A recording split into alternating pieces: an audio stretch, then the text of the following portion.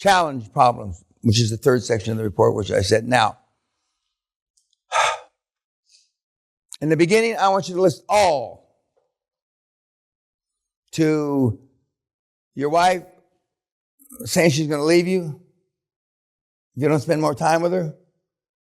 Your kids crying because you didn't go to the soccer match. All.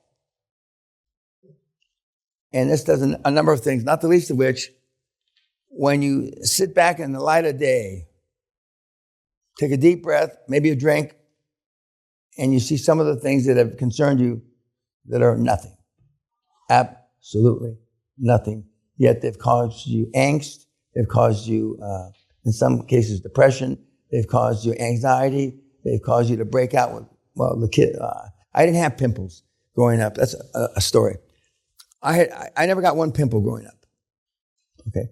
And my mother got concerned because teenagers get pimples, acne, I think they call it. Yeah, acne. And so, what's wrong with me? Zits, they used to call them, I think. Zits, okay. What's wrong? Well, the doctor says there's nothing physically wrong with Danny that we can tell. But at that time, poor food, Mexican food's got a lot of grease, blah, blah, blah. But I didn't have any. So my mother got concerned about it. Uneducated, across the Rio Grande. What the fuck does she know, right?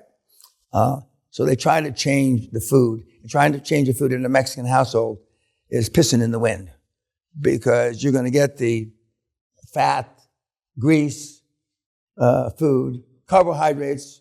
They love carbohydrates, okay? They're not the only that love carbohydrates. But you list all the problems. And then as the weeks go by and you go back and review, well, fuck, why is that? Why was that a problem? And then what it really does is it teaches your subconscious. Remember when Andrea said and when Roberto said earlier today, 95% of the things that I was concerned about, Mr. Peña said that wouldn't happen, and they didn't happen. Now see, intellectually, there's not anybody in this room that doesn't understand intellectually. Even the ones that English isn't your first language.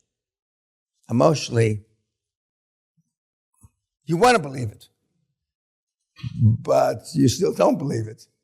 But then when you list it, day after day, week after week, none of this shit's happening that you were concerned about. It allows you to validate, it allows you to start to be a greater believer until your default is QLA. Just fucking do it. Subscribe now.